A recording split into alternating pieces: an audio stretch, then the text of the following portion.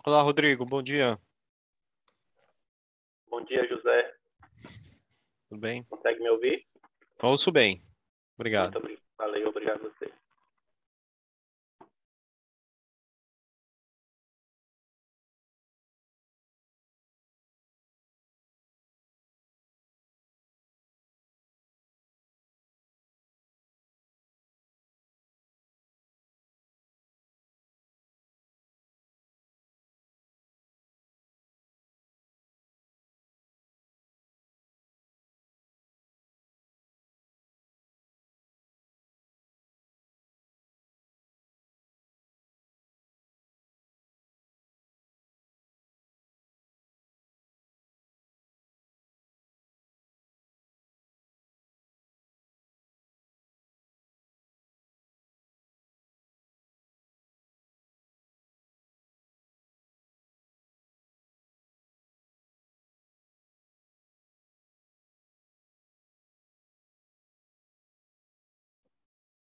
Olá, bom dia, meu caro. Tudo bom? Olá, tudo bom, Elisângela?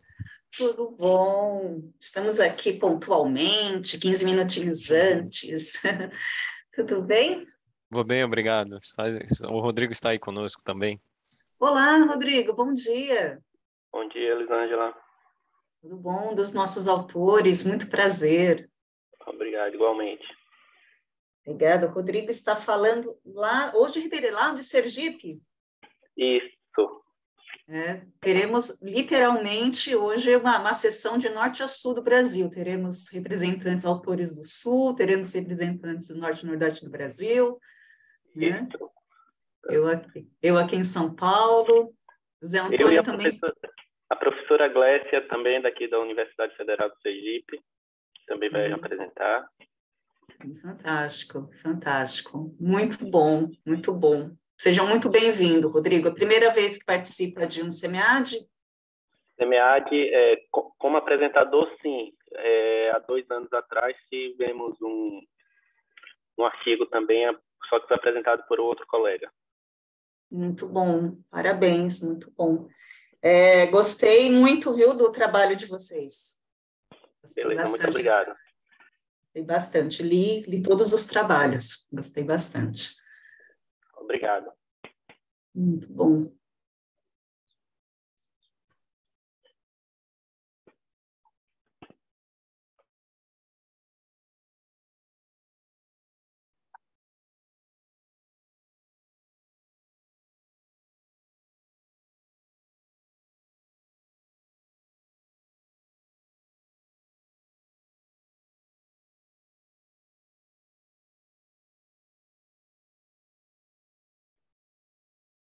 José Antônio, você tem acompanhado outras sessões também? Eu fui moderadora na sessão ontem à tarde e Uhum. nós conseguimos começar foi à tarde, né? Foi a sessão das 4h30, nós conseguimos começar pontualmente, né?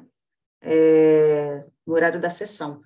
Você participou de outra sessão, conseguiu começar pontualmente também? Porque como essa é de manhã, não sei como que... Começaram pontualmente. 2 sessões em que eu apresentei o trabalho, iniciamos às 8h30. Tá, então Uma pela vamos... manhã, uma pela tarde. Iniciamos no horário. Ah, ok.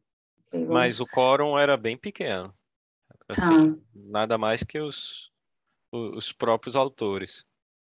tá. Ontem à tarde também, o quórum estava bem pequeno. Estava bem pequena à tarde também. Tinha os autores e tivemos alguns, acho que uns 3 participantes presenciais, né? Como essa sessão de agora, que era uma sessão híbrida, como essa sessão nossa agora é virtual, né? Está marcada Uhum. como virtual, pelo menos a expectativa é que a gente tenha um quórum um pouco maior, né? Que as pessoas podem acessar, né? De qualquer localidade, né? Vamos ver como a gente tem de quórum. Mas vamos tentar começar pontualmente aí às 8h30 mesmo, tá? Sem dúvida.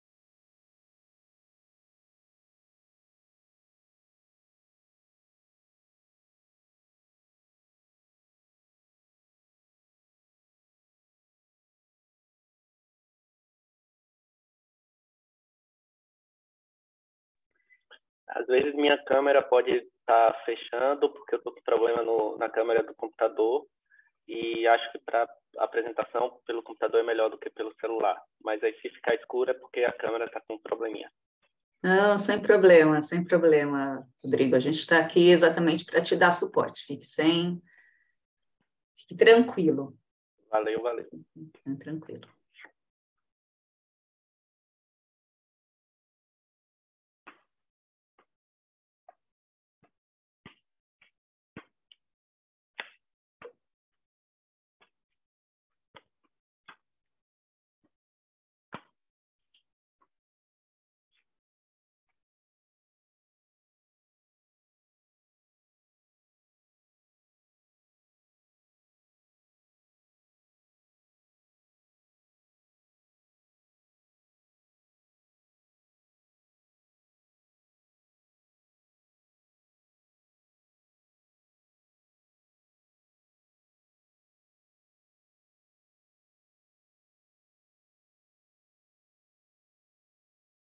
Professora, você tem uma recomendação da ordem? Seguimos a ordem que os artigos aparecem? Ou o fato do Rodrigo estar aqui conosco, possivelmente iniciaremos com o dele? Zé Antônio, a minha sugestão era a gente inicial, né, era a gente fazer a ordem, mas como o Rodrigo já está na sala, né, eu acho educado com o Rodrigo, né, respeitoso com o Rodrigo, pela pontualidade dele, né, a gente começar pelo trabalho dele, né, como ele já está na sala, né, a gente começar pelo trabalho dele. Os últimos, como é aquela história? Os últimos serão os primeiros, né, Rodrigo? Mas puxando um pouquinho a sardinha para o nosso lado, viu, Rodrigo? Mas o seu tema muito me interessa, o seu tema, depois você vai entender pelos alguns comentários, tem tudo a ver com o que eu gosto. Tá? Já estou ficando com medo. Não, né, para ficar com medo, não. A gente, né, a gente está aqui exatamente, as nossas sessões são exatamente para colaborar, para contribuir com os trabalhos, né? Esse artigo foi um artigo de uma disciplina. Bom dia. Aí a gente resolveu enviar para o congresso, recebemos um feed bem legal e estamos trabalhando nele. É um tema que eu, junto com a professora Flores, vamos trabalhar agora na dissertação. Muito bom. Me interessa muito, apesar de ser, para mim, também ser novo. O primeiro trabalho com o tema foi esse artigo justamente para a disciplina. Muito bom. Não, mas é um tema fantástico. Economia circular é um tema fantástico. Então, e muito me interessa. Depois, pelo meu comentário, você vai perceber por que me interessa tanto. Né? Mas creio que vai me ajudar bastante no direcionamento da minha dissertação. É esse o objetivo. É esse sempre o objetivo. Né? Bom dia, Rossana, seja muito bem-vinda. Bom dia, vocês estão me escutando? Sim, ouvimos bem. Então tá bom, porque ontem Bom dia. Os três são autores dos artigos de hoje, não são? Não, eu sou a moderadora da sessão. Você é a moderadora, tá? Desculpa, porque eu estou participando de praticamente todas as sessões que eu consigo, né? Que eu consigo. Prazer, Elisângela, tudo bem? Prazer, Rossana, muito, muito bom. Rodrigo e José Antônio. Eu sou a professora Rossana, sou ex-aluna aí da casa, terminei meu doutorado em 2019, e aí anualmente nós que somos ex-alunos somos chamados aí para fazer parte de alguma forma, contribuir de alguma forma com o SEMEAD, e já fui debatedora, já fui moderadora, e nesse ano de 2022 eu sou a líder da seção de gestão de inovação. Então, são muitas sessões, né? E eu falo que eu sempre tento participar de todas, às vezes como ouvinte, às vezes como participante ativa, dependendo do momento, mas eu vim aqui mesmo para prestigiá-los. O José Antônio, professora, ele é um voluntário, ele é debatedor da nossa sessão, então é um dos queridos. Legal. os queridos, né, das instituições parceiras, né, assim como eu também de instituição parceira, eu vim pela FEI, né, pelo Centro Universitário da FEI, e fazem que, né, as instituições que fazem questão de estar presente aí junto ao SEMEAD, a gente junto ao pessoal da FEA, né, e participar Obrigada. Grande evento, né, desse grande evento que é o SEMEAD. Já os agradeço aí antecipadamente pela disponibilidade, né? A gente sabe que, principalmente aqui no Brasil, essa dupla jornada de professor e pesquisador demanda muito, muito das nossas horas, né? Da escassez das nossas horas, né? Para ambos os lados. Mas é muito importante, e o SEMEAD tem todo um histórico, né, de aprovação de artigos, de ter um critério de aprovação de artigos uma régua, né, de aprovação de artigos muito forte, né? A gente sabe disso. Então, eu brinco e falo que eu gosto de participar das sessões, nem que seja como ouvinte, porque eu aprendo com todos, né? Então, com certeza. Bom dia. Bom dia. Rodrigo, bom dia, Rodrigo. Bom dia, Glécia. Bom dia, Glécia é mais uma autora. Seja muito bem-vinda, Glécia. Bom dia, Glécia. Bom dia, pessoal. Mais uma autora. No início aqui, né, da sessão, antes de começar, que ainda nem começamos, né? A gente está aqui nosso esquenta, né? Nosso esquenta da sessão. A gente falou que hoje vai ser uma sessão de norte a sul do Brasil, né? Eu e o José, eu sou a Elisângela, né, a moderadora, o José Antônio é o nosso debatedor da sessão de hoje, e a gente brincando, fez uma brincadeira que a gente vai ter uma sessão de norte a sul do Brasil. Temos aqui representantes, autores do norte do Brasil, e temos representantes do sul do Brasil, e nós aqui do centro e do sudeste. Né? José Antônio, eu vi que você é do Mackenzie, né? Sou mackenzista. Eu fiz o meu mestrado lá, a longa Lagoa. Muito mesmo, assim, em 2007. Eu fiz o meu mestrado, a minha orientadora é da professora Darcy Hanashiro. Não sei se ela ainda faz parte do PPGA. Se aposentou do programa. Ela se aposentou do programa. Eu falei que fazia tempo que eu tinha feito o mestrado. Mas ela foi minha orientadora.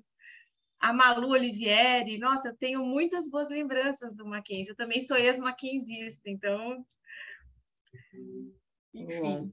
O mundo é muito pequeno, né? O mundo acadêmico é muito pequeno. O acadêmico mais ainda, né, Elisângela? O mundo acadêmico menor ainda, né? O mundo mervilha. O mundo acadêmico mervilha. Olá, Leandro, bom dia. Bom dia, Leandro. Seja muito bem-vindo. Bom dia a todos. Tudo bem? Bom dia, Leandro. Tudo ótimo, tudo ótimo. Acho que estamos com um representante de cada um dos artigos que serão apresentados, né? Daqui a pouco nós começamos, né? Vamos começar pontualmente às 8h30, né? Respeitando aí todas as proformas, né? Da nossa sessão. Queria fazer aqui uma decisão democrática. Vamos seguir, o que vocês acham? Vocês autores, seguiremos a sequência, né, da nossa programação. Um pouquinho antes de vocês entrarem, o Rodrigo, que é o último autor, já estava na nossa sessão aqui. Eu tinha feito uma sugestão, né, caso os outros autores não entrassem, ou não entrassem pontualmente, tivesse algum problema de conexão, a gente começar com o Rodrigo, que já estava conectado, né? Gostaria de saber se algum de vocês tem alguma limitação, que preferia seguir a sequência que está na programação, ou a gente poderia começar com o trabalho do Rodrigo, né? O trabalho do Rodrigo e da professora Florence. Minha parte, sem objeções. Sem objeções? Então, podemos comer tudo bem também. Tá?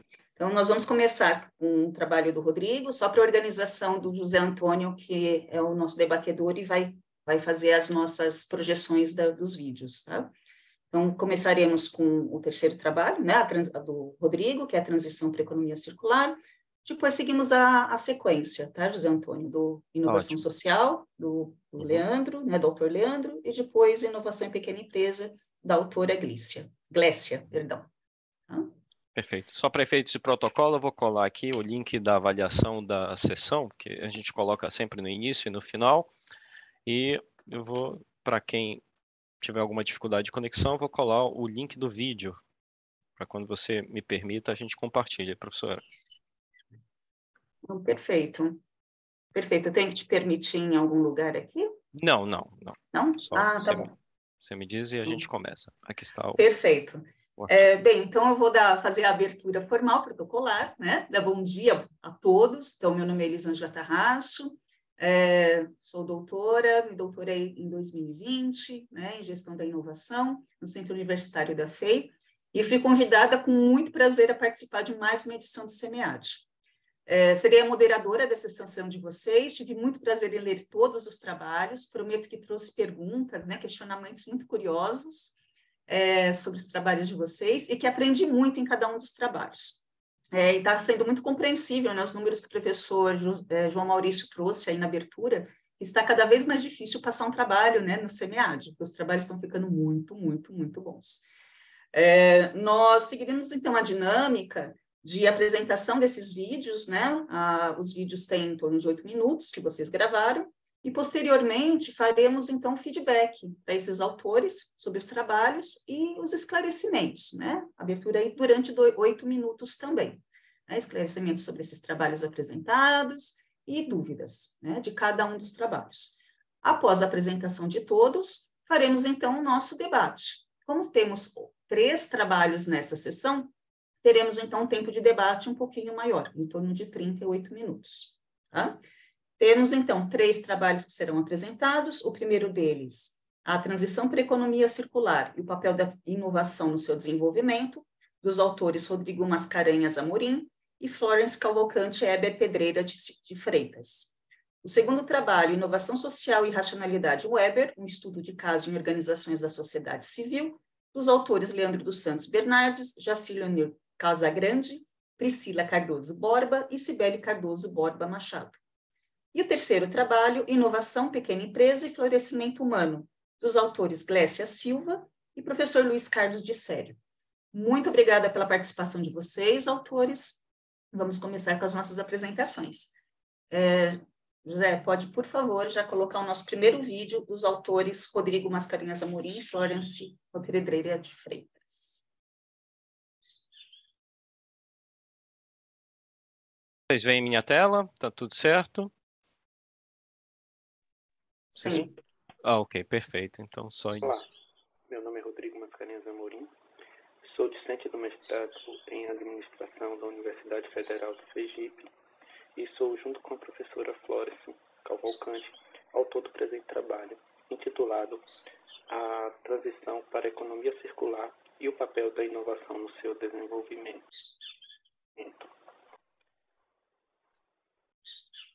O crescimento econômico moderno, ele é pautado na produção industrial e no consumo em massa, que empregam amplamente os combustíveis fósseis, que são intensivos em recursos e energia, e que produzem uma enorme quantidade de resíduos.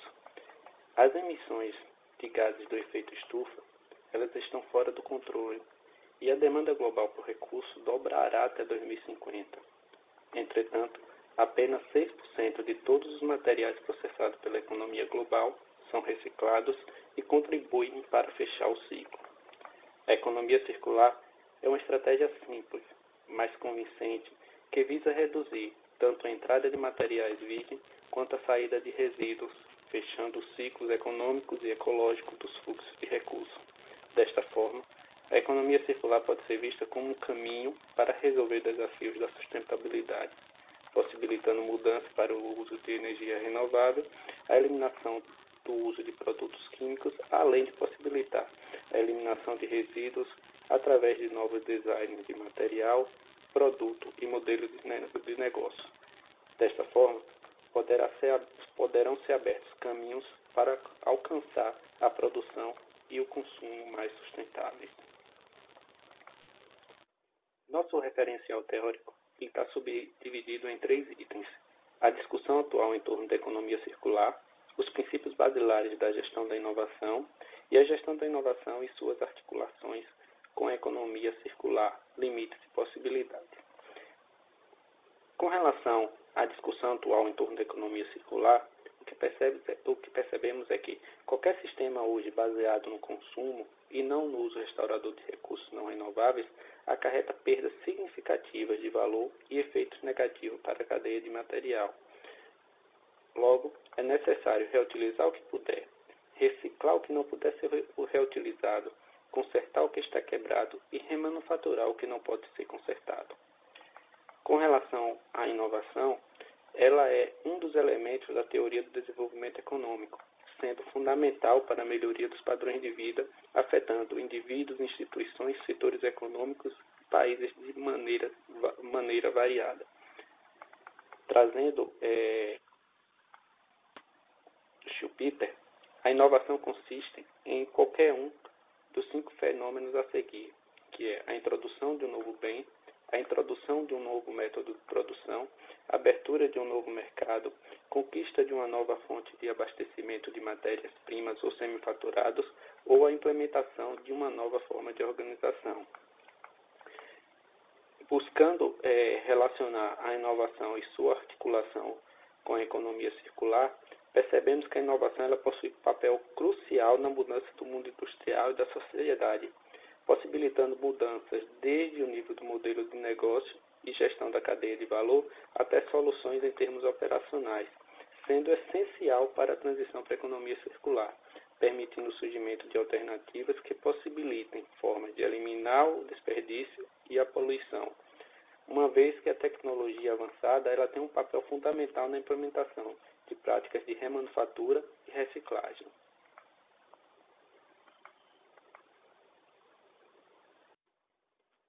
O objetivo do nosso artigo é analisar as perspectivas de transição para uma economia circular e o papel da inovação nesta transição.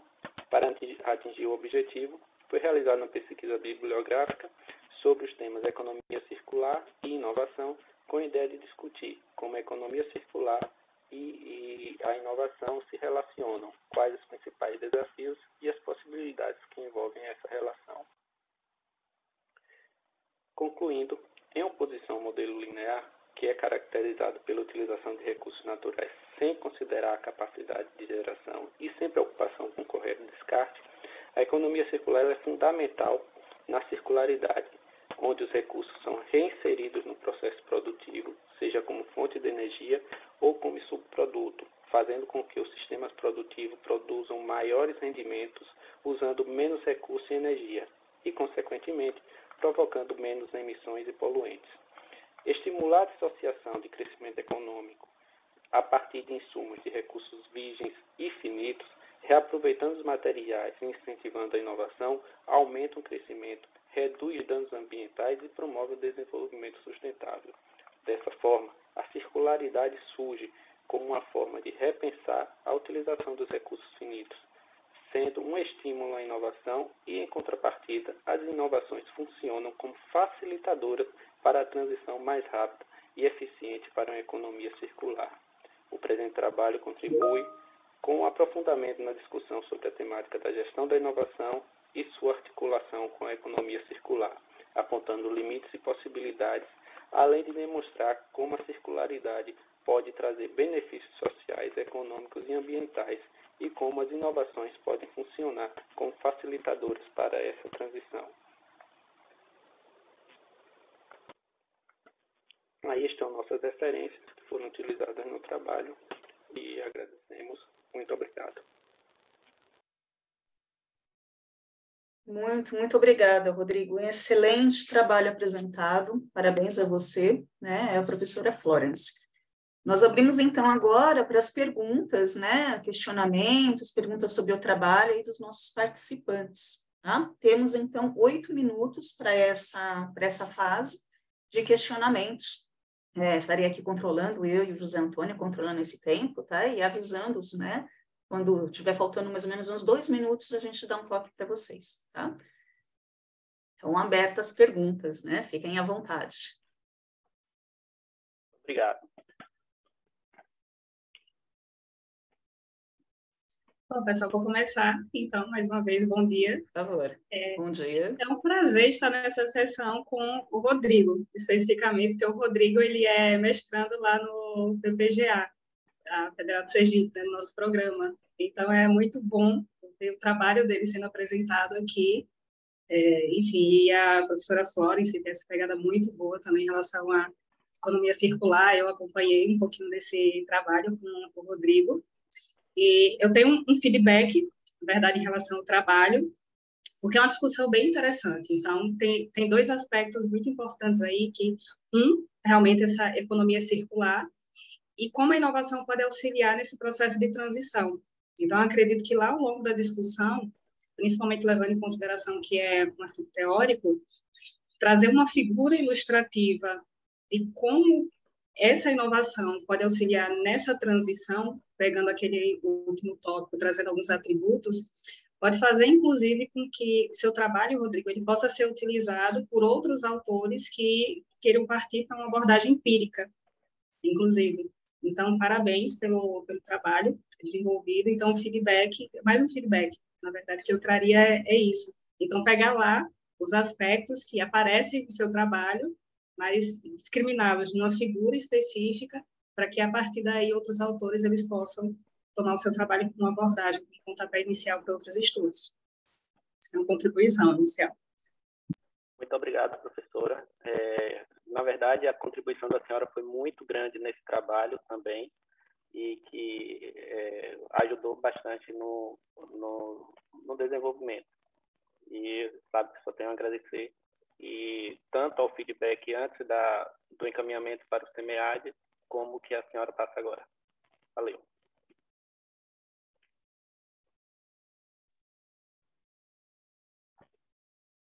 Obrigada. Obrigada, excelente pergunta, professora Glécia. Eu teria mais uma curiosidade, Rodrigo e professora. Esse desenvolvimento sustentável, você traz um extrato de Hitzen e Sandstrom, que fala assim de requer mudanças disruptivas e inovações radicais, né? Fico me perguntando, isso deve ser tão complicado para empresas tradicionais, né? Parece ter mais a cara de startups. Como é que você lê isso aí, Rodrigo? Sei que é um artigo teórico, mas a tua percepção e por onde as empresas tradicionais devem ir ou vão seguir para resolver esse dilema, né? Como inovar de forma disruptiva nessa economia circular, sendo que estão amarradas às suas, enfim, motivações de lucro, etc. Então, José, talvez essa seja uma das principais discussões com relação à gestão da inovação na economia circular. Porque, na verdade, na literatura, a gente percebe que essa necessidade de mudança, e que essa mudança não é tão simples, ela precisa de inovações que, na verdade, que possa possibilitar a mudança do modelo de negócio, do sistema econômico em si. Então, uma das ideias e dos objetivos é essa mudança realmente bem radical, porque não adianta a gente achar que vai continuar com o mesmo pensamento econômico voltado para apenas a questão do lucro. Não que a economia circular, as empresas deixem de pensar no lucro, elas vão continuar pensando no lucro, mas é necessário que realmente haja inovações voltadas ao desenvolvimento econômico, social e sustentável. E isso realmente é aí que entra a gestão da inovação. Terão que ser mudanças radicais e disruptivas, porque são mudanças, vamos dizer assim, mais, como o próprio nome diz, radical, porque da forma que está, não teremos problemas com relação à sustentabilidade, muitos problemas com relação à sustentabilidade. Obrigado. Muito bom, muito bom. Muito obrigada pelas perguntas.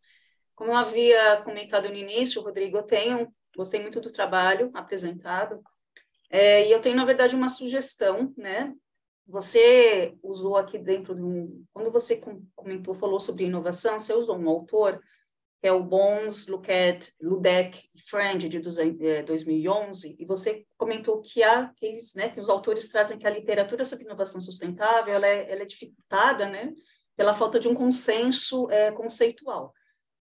Eu conheço um pouco dessa literatura, e o que esses autores trazem é que qual que é a dificuldade que existe, e aí eu vou te falar qual é a minha sugestão, qual que é a dificuldade que existe de consenso conceitual. Hoje existem 4 conceitos, né, de inovação voltada a práticas sustentáveis ou a práticas voltadas a problemas ambientais. Inovação sustentável, inovação ambiental, inovação verde e ecoinovação. Né? Existem esses 4 termos. Esses autores, esse trabalho traz essa conclusão, né, essa colocação, de que existe em 2011, eles traziam, olha, é muito difícil trazer esse consenso, né? Não existe esse consenso qual é a diferença entre esses 4 termos, tá?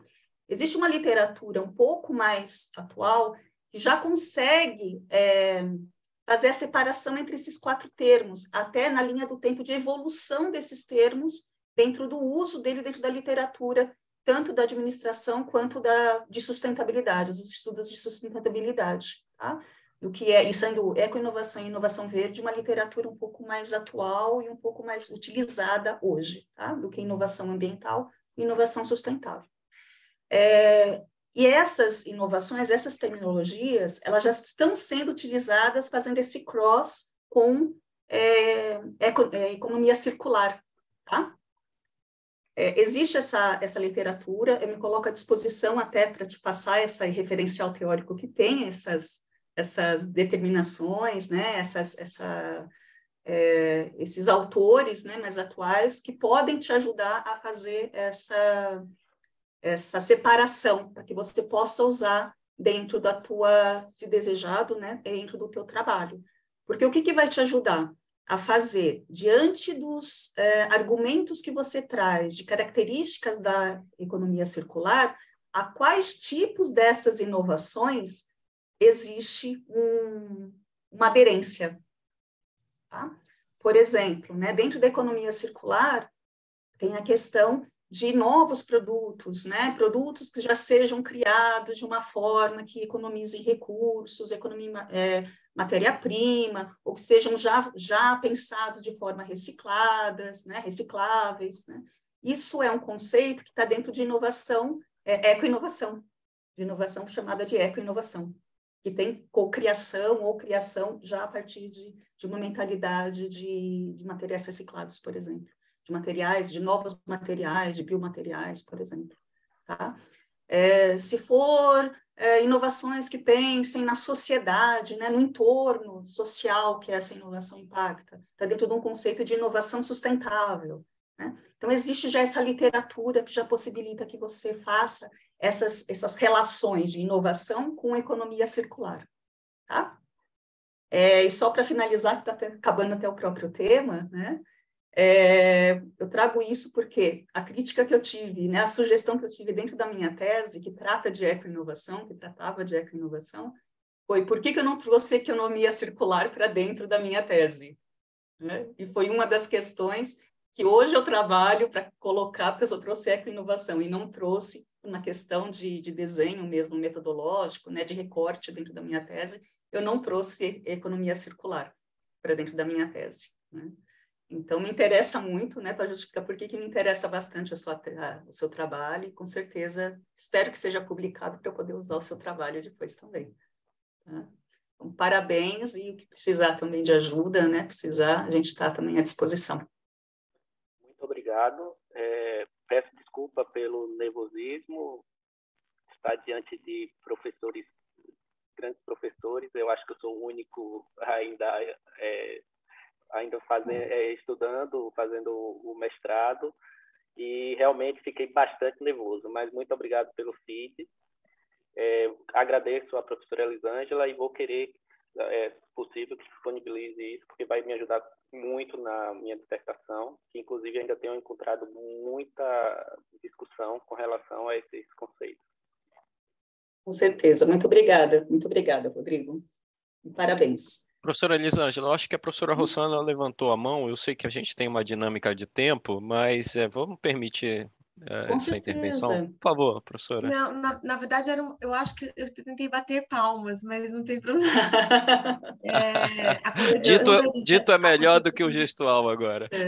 Mas a gente tem uma mãozinha também do Leandro também, mas obrigada.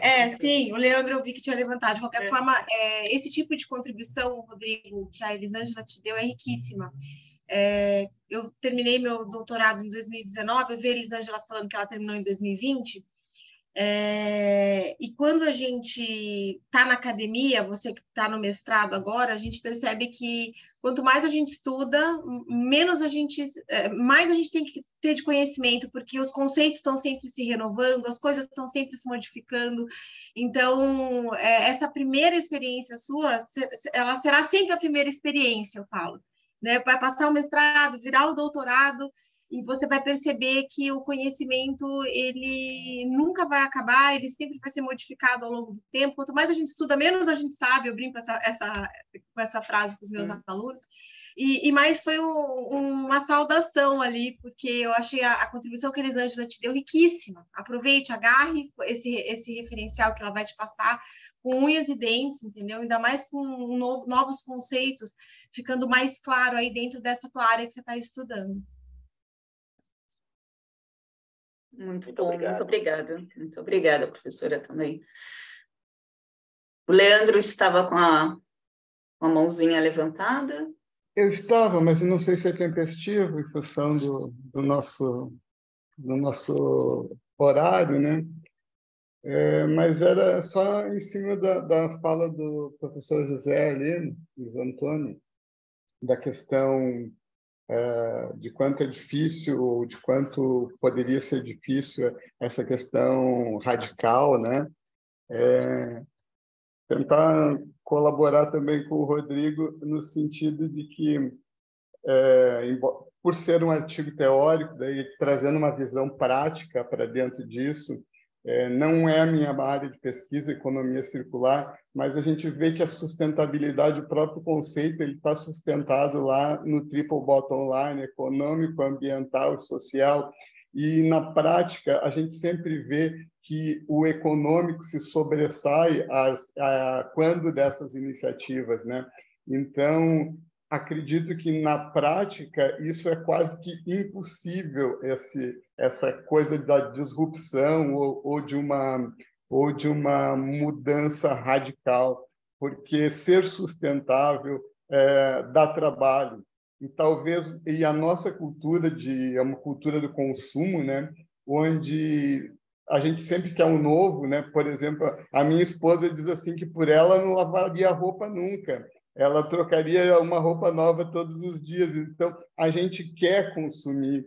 E aí, assim, às vezes, quando tu sabe que esse consumo que esse produto que tu está adquirindo é subproduto ou é resultado de um processo produtivo que é de reaproveitamento, digamos assim, falando em nível mais básico, talvez a gente tenha uma perda de interesse nesse tipo de consumo também. Então, é algo que talvez a nossa sociedade ainda não está preparada para absorver essa questão, considerando os outros dois estratos do triple bottom line, que é a parte principalmente ambiental e a social, né? Então, é algo bem difícil, sim, né? E a gente percebe na prática diária que a motivação que impulsiona esses negócios acabam sempre tendo um cunho mais forte no econômico, né? Mas muito bacana o seu trabalho, parabéns. Muito, muito bem colocado, professor Leandro. Muitas palmas, muito, muito bem colocado. E aproveitando que o professor Leandro está bem, né, motivado, o professor Leandro já começou a participar da nossa sessão, vamos começar agora com a sua apresentação, professor. Né? Vamos agora falar sobre o trabalho Inovação Social e Racionalidade Weber, um estudo de caso em organizações da sociedade civil.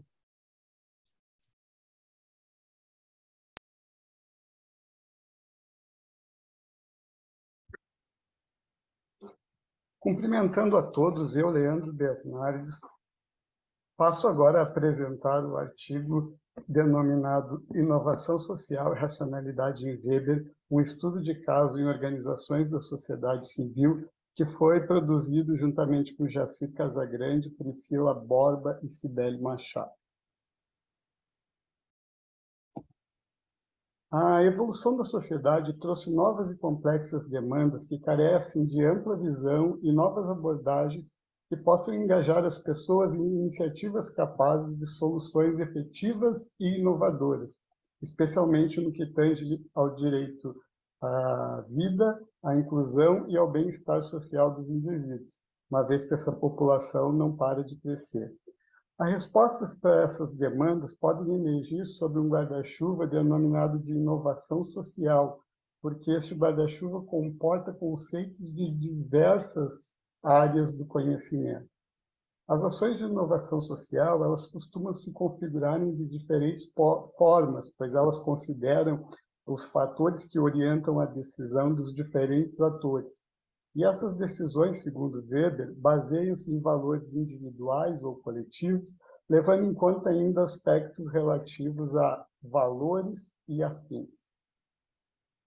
O artigo teve como problema de pesquisa quais as características das ações de inovação social sob a perspectiva da racionalidade em Weber desenvolvidas em uma organização social localizada na cidade de Florianópolis, estado de Santa Catarina, cujo objetivo geral foi analisar as características das ações de inovação lá no objeto de estudo, sob a perspectiva da racionalidade em Weber. Para atingir esse objetivo, então, mapeou-se os objetivos específicos, como identificar as ações de inovação social e os atores envolvidos, verificar as características dessas ações, sob a perspectiva da racionalidade em Weber. A justificativa teórica do artigo é revelar possíveis conexões entre as ações sociais e inovação social como promotoras de emancipação, e a justificativa empírica ela propor uma reflexão e discussão com as organizações da sociedade civil acerca das iniciativas de inovação social. O referencial teórico sobre o qual o artigo está estruturado está em inovação social e ação e racionalidade, sendo, de forma genérica, a inovação social é um fenômeno coletivo, resultado de uma tensão entre a necessidade sentida por atores em determinado contexto deficiente e suas aspirações sociais, para conseguir, através de práticas sociais inovadoras, a melhoria dessas condições de vida no âmbito econômico, social, ambiental, cultural e político. Já a racionalidade foi utilizado como principal autor o Weber, e ele coloca que as ações dos indivíduos são impulsionadas por contextos sociais e, por isso, toda conduta humana, ato, omissão ou permissão, é dotada de um significado subjetivo. Weber tipifica as ações em 4 tipos de acordo com a racionalidade: racional quanto a fins, racional quanto a valores, a ação afetiva e a ação tradicional. Quanto ao método empregado no artigo, o enquadramento é de natureza teórico-empírico, os objetivos exploratório. Quanto à abordagem qualitativa, a estratégia de estudo foi estudo de caso, a coleta de dados se deu de forma bibliográfica e documental, os instrumentos de coleta de dados foram os artigos, documentos da organização e entrevistas com membros da organização, e a análise de dados foi realizada através de análise de conteúdo e triangulação. Os principais resultados, então: o objeto de estudo analisado foi o Centro Cultural Escrava Anastácia, da rede IVG, uma organização da sociedade civil localizada em Florianópolis, Santa Catarina, que tem a principal atividade de proporcionar o desenvolvimento para crianças, adolescentes, jovens, adultos, idosos, famílias em condições de vulnerabilidade social, gerando possibilidades de emancipação e empoderamento. Diante dos diversos projetos existentes na organização, foram selecionados 2 para serem analisados, dada a importância dos mesmos. O projeto Rito de Passagem, que atua no serviço de convivência e fortalecimento de vínculos para adolescentes e jovens de 14 a 18 anos, provenientes de comunidades em situação de vulnerabilidade social, Esse projeto fomenta o retorno ou a permanência à escola por meio das atividades que estimulem a convivência social e a participação cidadã. Nesse projeto, os jovens recebem uma formação profissional para o mundo do trabalho, enquanto aguardam a atividade laboral para uma das empresas parceiras do programa de aprendizagem. E o programa Jovem Aprendiz, que promove a inserção dos jovens e adultos ao mundo do trabalho por meio do programa de aprendizagem legal com empresas parceiras. Ações e condutas dos voluntários dos projetos. Então, os projetos são operacionalizados por equipes que atuam na ponta, os voluntários e estagiários, e as equipes meio, que são as empresas parceiras, profissionais com vínculo empregatício na entidade, remunerados, e diretores da entidade não remunerados. As principais conclusões. Os 2 projetos podem ser considerados como inovação social, pois eles geram oportunidades de autonomia e empoderamento. A situação de vulnerabilidade social é modificada por meio das ações desenvolvidas pelos atores dos projetos. Note-se que as ações de inovação social apresentam os 4 tipos da racionalidade propostos por Weber. Nas ações consideradas ponta, mais próximo ao desenvolvimento do projeto, há um grau de aprendizagem coletiva maior e, portanto, maior predominância da racionalidade relacionada a valores. Já nas atividades meio, as tarefas administrativas e gestão, o grau de cooperação e aprendizagem coletiva é menor e o foco é mais voltado à eficácia e eficiência, portanto, mais relacionado à racionalidade voltada a fins. Existe uma certa tensão entre esses 2 tipos de racionalidade predominantes, a fins e a valores. Os projetos analisados apresentam alguns desafios para sua continuidade, tais como mobilizar novos voluntários, lidar com essa tensão existente entre as 2 racionalidades, atrair novas empresas parceiras, reduzir as dependências do setor público e aproximar os operadores das atividades ponta com as atividades meio. As principais referências estão aqui listadas, dentre elas Weber, e era isso. Muito obrigado. Muito obrigada, Leandro. Parabéns a você pela apresentação, parabéns aos autores. Um excelente trabalho, um trabalho inspirador, né? Muito inspirador. Vamos agora abrir para as nossas perguntas, né? Esclarecimentos, aí, feedbacks para o trabalho do Leandro e demais autores.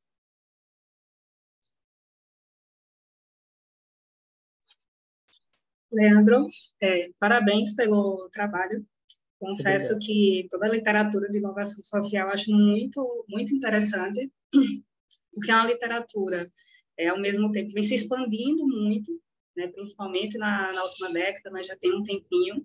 Então, achei o seu trabalho muito interessante, principalmente porque tem 2 termos que você utilizou que me chamaram muita atenção, que foi a questão da emancipação e do empoderamento, porque são 2 aspectos que têm sido mais estudados, né, agora dentro dessa literatura. E aí, enfim, um feedback que eu gostaria de te dar é justamente porque seu trabalho ele tem muito disso. Então, explorar mais esses 2 aspectos do trabalho, eu acho que isso vai aumentar a contribuição.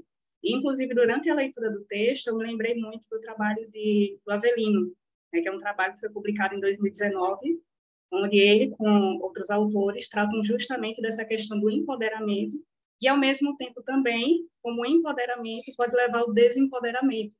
Então, até nos 2 projetos que você trouxe, e aí, por isso que eu falo que eu vejo como uma grande contribuição do seu trabalho, porque, ao mesmo tempo que esses projetos, eles geram essa questão do empoderamento e da emancipação, dentro daquela estrutura social, pode gerar também um desempoderamento por parte de outros autores. Eu vou colocar aqui no chat, enfim, o artigo, para você. Deixa eu só modificar aqui. Pronto, agora vai para todo mundo. Era essa a minha contribuição. Parabéns, eu adorei, já baixei aqui o artigo também, para que eu possa repassar também entre os meus colegas. Parabéns. Muito obrigado, professor. Muito bom. Professor, eu gostaria de contribuir aqui com o Leandro. A ignorância tem algumas vantagens. Eu me sinto ignorante na inovação social, e então eu digeri seu artigo, né? É uma leitura fluida, muito bem escrito, né? Muito feliz na escolha do caso de uso, e fico me perguntando, acho que como acadêmico e profissional, qual o retorno que a gente dá para a sociedade, né? Eu não sou dessa área, enfim, me saí com esse questionamento. Acho que já é um belo deliverable do teu artigo gerar esse questionamento, né? O que a gente devolve para essa sociedade? E conectando com a pergunta da professora, emancipação e empoderamento, talvez uma curiosidade. Eu senti falta da conexão com o público-alvo. Não sei se você ouviu, não percebi que se você ouviu o público-alvo do projeto social, né? A perspectiva deles, né? Como eles experienciam, enfim, o serviço entregue pela instituição. Você tem alguma coisa a comentar? Sim, professor, muito interessante a sua colocação. É assim, Florianópolis é uma capital, né, turística, e com isso diversos programas adjacentes, né, ou subjacentes a essa questão de esconder muitos dos problemas sociais. Então, a gente tem diversos programas sociais e diversas organizações voltadas aqui para atuar nesse espaço aí onde o poder público não consegue chegar e onde a iniciativa privada não tem interesse para desdobrar. Então, respondendo objetivamente a sua pergunta, os participantes do projeto foram ouvidos, né? E alguns relatos assim. Esse artigo a instituição usou também como, digamos assim, como um relatório para mostrar da importância de angariar novos parceiros, novas empresas parceiras para continuar fazendo isso, e justamente os relatos dos participantes, né, ainda que de forma descaracterizada, contribuem muito com isso. Por exemplo, tem participantes que já têm 3 vezes mais tempo de escolaridade que os próprios pais. Então, a pesquisa aponta, o relato que eles apontam é que eles não têm referência em casa, eles não têm vínculo que incentive eles a sair daquela condição, porque foi assim com o avô, foi assim com o pai, e assim ele está buscando, por exemplo, na escola, ele vai para a escola estudar, mas assim ninguém apoia, ele não tem um vínculo que incentive ele. Então ele encontra no projeto ou na organização social esse fortalecimento de vínculo com pessoas que sejam referência. Olha, eu quero ser assim, eu quero me tornar alguém diferente do que foi meu pai, do que foi meu avô, do que foi meu bisavô, enfim, e isso é possível. Então, essa devolução para essas falas deles remetem a essa mudança no processo da vulnerabilidade social, porque ao estabelecer esses vínculos, eles conseguem, com mais probabilidade de conseguir uma colocação no mercado de trabalho, porque ali eu relatei na conclusão, né, na análise, que eles fortalecem esses vínculos enquanto esperam a oportunidade para o mercado de trabalho. E essa oportunidade é proporcionada justamente por essa organização social também. Então, é bem interessante essa questão, né? Então, eu ouvi os participantes do projeto lá, as atividades ponta e meio, eu ouvi as famílias afetadas ou impactadas, e eu ouvi também as empresas, porque o que elas ganham com isso, né? Porque elas vão ofertar vagas, porque elas vão dar bolsas, porque elas vão participar disso. Então, eu fiz essa amarração com essas 3 pontas aí, né? Então, por que eu estou no projeto como voluntário ou como dirigente? Porque eu aporto recurso no projeto como empresa parceira e o que isso melhora na vida do participante, do beneficiário. Isso que a professora Glécia estava colocando, do empoderamento e da emancipação, é isso que é o mais bonito, o mais compensador da gente, enquanto pesquisador, ver que aquele cara podia ser um olheiro do tráfego ou alguma coisa assim, ou, né, partir para uma atividade ilícita, e ele, a partir dessa fortalecimento de vínculo, ele encontra o papel dele na sociedade de forma diferente. Muito bacana. Não sei se eu consegui responder, porque eu, às vezes, sou meio prolixo. Assim, mas... Não, obrigado, respondeu. Temos o Rodrigo aqui, professor, acho que temos um... Isso, temos sim. Acho que é muito rica essa discussão. Por favor, Rodrigo. Primeiro, parabenizar o Leandro pelo trabalho. Eu não tive oportunidade de ter a professora Glécia como professora da disciplina de gestão de inovação, e uma das coisas que ela nos apresenta é a inovação social. Mas queria só fazer um linkzinho com o que você falou com relação à economia, a questão do desenvolvimento sustentável lá no Parque da Economia Circular. A única coisa que eu queria trazer é a questão de que, se a gente não tiver uma mudança no pensamento, se a gente não passar a pensar de forma sistêmica e que todos estejam envolvidos, é bem complicado. O poder público é necessário a participação, é necessária a participação da iniciativa privada. Isso tanto lá quando a gente fala de economia circular, como a gente está falando de inovação social. Apesar de inovação social, ela precisa que o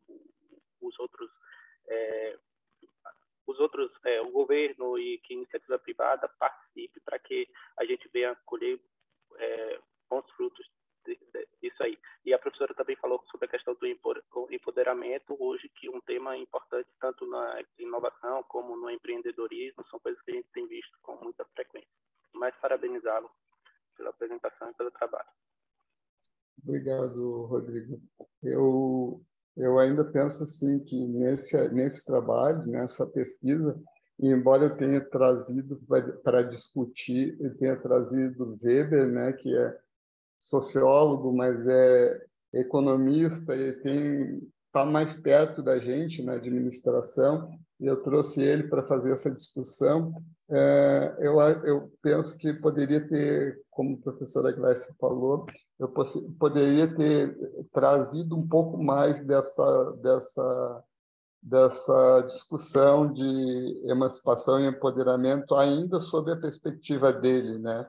Porque poderia ter explorado um pouquinho mais o autor nessas questões. Então, eu já anotei aqui também, porque o próprio Weber trata disso, né?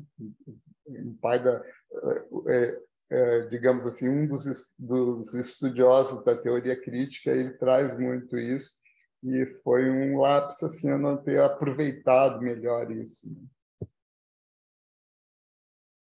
Muito bom, parabéns, Leandro, parabéns pelas perguntas. Aprendi bastante, muito, na verdade, com toda essa discussão. Estou quietinha aqui porque eu estou aprendendo.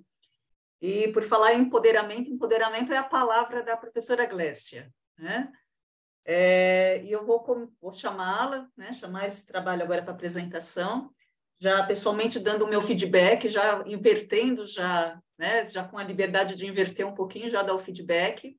Falar que são raros os trabalhos que eu tenha lido recentemente, que a gente vê, que eu tenha visto personalidade dentro do trabalho, né? Que a caneta mostra a personalidade do seu autor. E nesse trabalho eu vi a personalidade do autor na sua escrita, né? Assim, o Brasil tem que... Né? Então, parabéns, professora Glécia, parabéns ao professor Luiz Carlos de Sério, outro autor, nesse trabalho. Realmente tem bastante personalidade dentro da sua escrita. Então, vamos agora ver o trabalho, o último dos nossos trabalhos da sessão, Inovação, Pequena Empresa e Florescimento Humano. Pequena Empresa e Florescimento Humano, desenvolvido em parceria com o professor de Sério, da FGV-ESP. O artigo, ele traz uma crítica, na verdade, à narrativa dominante de inovação, onde essa narrativa ela prioriza os aspectos econômicos em detrimento dos aspectos sociais. E aí, dentro desse contexto, são trabalhados alguns conceitos que são ressignificados finalidade específica desse artigo. Então, a inovação é aqui entendida como essencialmente voltada para a mudança social, levando em consideração que ela tem esse potencial de transformação, e a mudança social, ela é neste artigo conceituada como alteração da ordem social. E aí, nesse contexto, tem-se que as inovações, elas devem necessariamente responder às demandas locais, porque ao responderem a essas demandas locais, elas vão permitir o florescimento humano, sendo que esse florescimento humano ele é conceituado nessa pesquisa como desenvolvimento das capacidades humanas. E aí, sobre essas capacidades, que eu vou explorar um pouquinho mais na frente, nós utilizamos o enfoque das capacidades, que é uma teoria desenvolvida pelo economista Amartya Sen. E aí, nesse contexto, a pequena empresa ela é entendida como uma forma de permitir às pessoas desenvolverem os seus reais sensos de pertencimento social. E além de desenvolverem esse pertencimento social, de trazer oportunidades para aqueles locais com pouca ou nenhuma perspectiva de desenvolvimento. E aí, dado esse contexto, o artigo ele tem como objetivo compreender o papel da inovação e da pequena empresa no florescimento humano. Em relação ao referencial teórico abordado nessa pesquisa, nós desenvolvemos 2 grandes tópicos. O primeiro, intitulado Inovação e Pequena Empresa, Escopo Teórico e Delineamento Conceitual, onde trazemos o conceito a ser utilizado na pesquisa, que é o conceito de inovação de Schumpeter, especificamente aquele que remete ao livro Teoria do Desenvolvimento Econômico, onde ele dá maior ênfase ao papel da pequena empresa e do empreendedor que está por trás dessa empresa. A inovação ela é entendida aqui na perspectiva da própria empresa e do mercado. Então, são as 2 unidades de análise adotadas para o entendimento do que é e do que não é inovação. As tipologias de inovação são as de Pavitt e a da OECD, por entendermos que são as 2 tipologias mais próximas também das características de organizações menores. E a classificação de pequena empresa, ela se baseia na Lei Complementar número 123. E aqui nós chamamos a atenção que, dentro dessa classificação, temos a tipologia de micro e pequena empresa, mas adotamos o termo pequena empresa por ser um termo utilizado na literatura internacional. E, especificamente, trabalhamos também o conceito de negócios esquecidos, que são aquelas empresas que são negócios pequenos, pertencentes a qualquer localidade, que não pautam seus processos de inovação em alta tecnologia nem em P&D. E aí, no segundo tópico, inovação, pequena empresa e florescimento humano, nós discutimos o impacto esperado da inovação frente às diferentes estratégias de desenvolvimento que se apresentam principalmente na última década.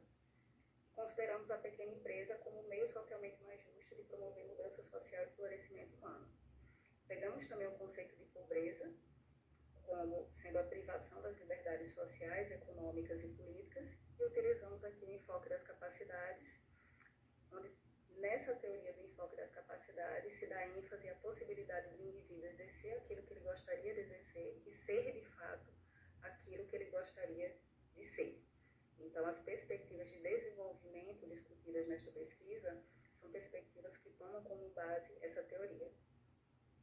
Em relação à metodologia, nós adotamos o estudo de caso múltiplo, conduzido em 5 pequenas empresas, e como critérios de escolha para essas empresas, nós temos ser pequena empresa, pertencer ao setor tradicional, ser de baixa tecnologia, não utilizar P&D no processo de inovação, possuir o gestor dono como decisor, ter algum destaque em inovação, que pode ser observado por meio de algum prêmio, alguma indicação nesse sentido, ter atividade econômica adequada à realidade de qualquer localidade e atuar em uma localidade pobre.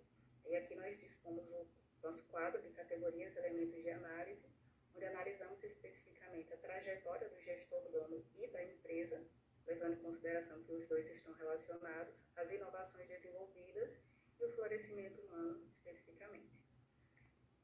Em relação ao contexto do local de Sergipe, ao contexto local, que serve como base para os demais desdobramentos e para o que torna essas empresas o que elas são e esses gestores o que eles são, temos que o estado de Sergipe, em relação ao seu contexto econômico, ele é formado majoritariamente por pequenas empresas, e essas pequenas empresas estão distribuídas em comércio não há uma predominância de indústrias, por exemplo. Em relação ao contexto social, Sergipe foi considerado em 2018 o estado mais desigual do país e o sexto em concentração de pessoas pobres e miseráveis. E em relação ao contexto político, Sergipe tem uma característica específica, que é a herança do coronelismo e a inversão do público para o privado. Então, tanto o desenho político, econômico e social acaba privilegiando a elite e mantendo também o status quo. Esses são os gestores e empresas que possuem atividades variadas e tempo de atuação no mercado é relativamente recente, com exceção da empresa B, que possui 14 anos de mercado, e a empresa C, que possui 24 anos de mercado. Em relação à trajetória do gestor e da empresa, a trajetória ela está intimamente relacionada com a localidade, que acaba gerando os desdobramentos em relação a essas empresas. E aí, nos casos de Antônio, Beatriz e Cecília, não foram desenvolvidas oportunidades na cidade em que eles viviam. E mesmo indo para a capital, eles acabaram enfrentando algumas dificuldades que foram advindas do próprio contexto socioeconômico a que eles pertenciam. Já nos casos de Diana e de Érica, as limitações elas foram sociais. No caso de Diana, relacionado ao papel que a mulher historicamente ocupou na sociedade, e no caso de Érica, relacionado ao contexto excludente enfrentado por pessoas que têm algum tipo de deficiência. No caso de Eric, ele é surdo. Em relação às inovações desenvolvidas, todas as empresas foram observadas inovações e todas elas ingressaram no mercado com propostas de valor que foram consideradas pioneiras no Estado. As inovações elas emergiram como fruto dos anseios e sonhos dos gestores donos. E esses gestores donos, eles demonstraram também maior preocupação com questões sociais e com as pessoas. E aí nós temos que a proximidade com a localidade levou esses gestores a assimilarem essas necessidades locais e as atenderem por meio da exploração de suas reais preferências e aptidões naturais, que muitas das vezes se confundiam com hobby. Em relação ao florescimento humano, nós temos a empresa como a extensão dos sonhos, desejos e anseios desses gestores, maior vínculo e apego mesmo com a equipe de trabalho muitas vezes considerada uma extensão da família desses gestores, e aí o vínculo do gestor com a localidade acaba permitindo a valorização da cultura local, empatia, valorização das pessoas pertencentes também à comunidade, e uma maior atuação frente à resolução de questões sociais. A abertura dessas empresas representou justamente uma tentativa de ruptura entre o modo de vida socialmente esperado para os indivíduos por trás desses negócios, seja relacionado ao seu contexto de pobreza ou às limitações como mulher, ou a limitação por conta de uma deficiência. Então, houve esse processo de tentativa de ruptura em relação à situação anterior deles e à situação, ao modo de vida almejado por eles. E as inovações desenvolvidas acabaram tornando essa ruptura possível e sustentada ao longo do tempo. Como conclusão, nós temos que a pequena empresa ela possui forte vínculo com o gestor e com a localidade, e essas inovações que foram geradas pelas empresas e pelos gestores possibilitaram organizações mais bem estruturadas e o desenvolvimento das capacidades dos indivíduos. Os contextos locais pouco desenvolvidos, eles acabam não oferecendo muitas possibilidades de desenvolvimento humano, mas eles podem também ser um campo fértil para ações dentro da localidade. E aí, para que essas ações sejam desenvolvidas, tem-se a necessidade de entender as potencialidades de cada localidade e de traçar estratégias específicas governamentais que permitam aos indivíduos que fazem parte dessas localidades se desenvolverem e existirem socialmente dentro da localidade. Espera-se, portanto, que esta pesquisa possa auxiliar no desenvolvimento de estudos de inovação em pequenas empresas que tenham como foco o florescimento humano, além de enfatizar o protagonismo do indivíduo. Obrigada. Muito bom, parabéns, professora Glécia, parabéns, né? Transmitindo nossos parabéns, professor de Sério também. Excelente trabalho. Bem, então vamos para os nossos 8 minutos, né, de feedbacks, de esclarecimentos, né, sobre o trabalho da professora Glécia.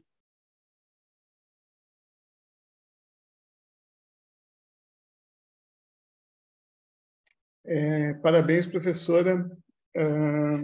Seu trabalho, essa questão do florescimento humano é uma questão nova para mim. Estou ouvindo esse termo pela segunda vez recém. E assim, mas o seu artigo traz uma reflexão, assim, ou reforça que a gente pare aqueles 5 minutos de bobeira, como eu falo, para refletir sobre muitas vezes o que a gente está lendo, né? E no seu trabalho eu identifico assim a possibilidade de continuar refletindo sobre a importância do papel social das pequenas empresas, né? Enquanto promotoras das capacidades dos indivíduos. Muitos dos indivíduos ou muitos das pessoas, né, da localidade, elas mudam comportamentos, ela muda a sua própria dinâmica quando passa a fazer parte ou a pertencer a uma empresa, né? Então, desde coisas mais básicas como comportamento até, digamos assim, de etiqueta, né? De como comer, o que comer, como conversar, tom de voz, isso tudo muda quando elas têm essa oportunidade de ser protagonista dentro de um contexto que é, naquele momento, a empresa que ela está pertencendo. Então, quando eu li o seu artigo, reforçou isso muito, assim, né? Que o papel das organizações não é só gerar o desenvolvimento econômico, mas tem toda essa parte que está subjacente à questão só econômica, né? A questão social é muito forte nisso, né? A responsabilidade dela em relação a isso. Bom, parabéns. Excelente, excelente. Mais alguma pergunta? Professora Rosana, por favor. Eu vou aproveitar o gancho do Leandro. É Glécia que se fala? Isso mesmo, Glécia. Eu falo que quem tem nome diferente, né, a gente tem que explicar, que nem o Rossana, né, a gente tem que explicar. Glécia, parabéns. Eu vou fazer das palavras da Elisângela as minhas. É um artigo de personalidade, né? E aí a gente se envolve, né? Quando eu vi, eu tinha lido o artigo, falei, meu Deus, que rápido, que delícia, né? Que é assim... primeiro, eu quero dizer que, assim, uma das grandes contribuições do seu artigo é ressaltar essa importância da pequena empresa, né? Das MEIs, das empresas individuais. Isso, eu vou aproveitar esse gancho do Leandro, excelente gancho, né, Leandro? E muito importante, principalmente no momento que a gente vive, tirar esse foco do CLT, de assistencialismo e focar nessa capacidade produtiva individual que as pessoas têm. Acho que isso foi fantástico, assim, eu devorei o artigo também por isso. Eu tenho uma pergunta, uma dúvida. Eu entendo que a localidade, até você colocou, atuar em uma localidade pobre, né? Que a região é pobre, mas eu percebi pela tua amostra que os donos, a maioria deles, tudo bem que a tua amostra foram de 5 pessoas, né? 5 pesquisas, 5 empresas, mas a maioria deles vieram de classe média. Então, isso eu levanto, assim, volto a bola para você. Porque eu penso o seguinte, né?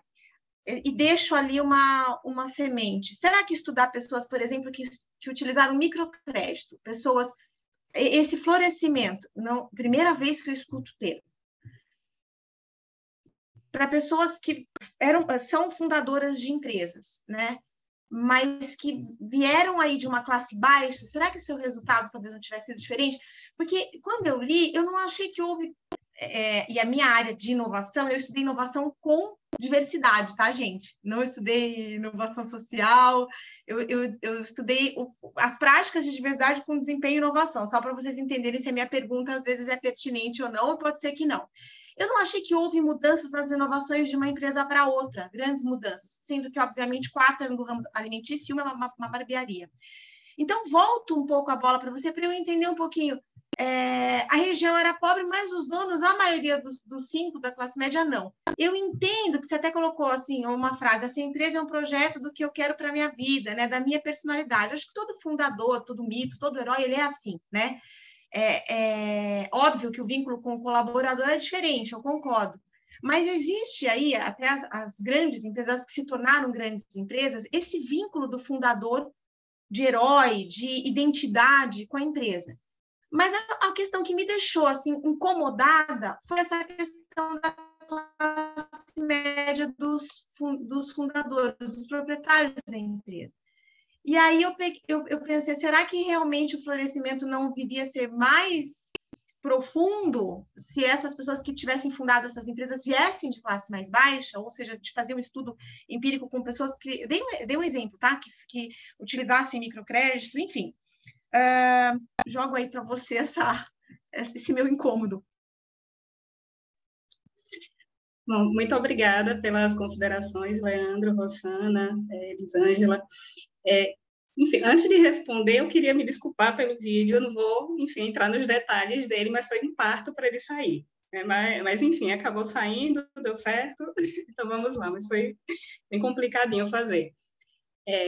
Bom, eu vou começar com a fala do Leandro, porque antes até dele fazer a observação, eu tinha destacado aqui uma frase que ele trouxe quando ele, enfim, estava comentando, respondendo algo sobre o trabalho dele, o quanto era gratificante para o pesquisador pesquisar determinados contextos.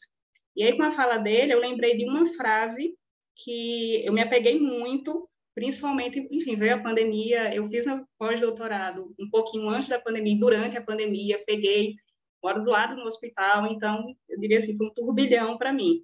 E já tem um tempo que eu venho me aprofundando nessas questões. E a gente começa lá atrás aprendendo que na pesquisa o pesquisador não pode se envolver, o pesquisador tem que manter uma determinada distância.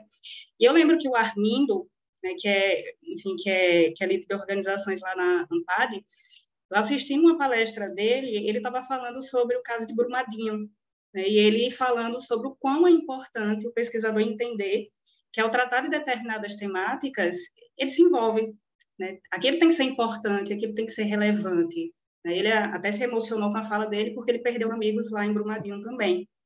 E o quão também é impactante a gente entender que, por mais que vamos tratar dessas temáticas, a gente não consegue mudar tanto, a gente consegue dar uma pequena contribuição, né? Enfim, muito pequenininha, e, enfim, como lidar com isso.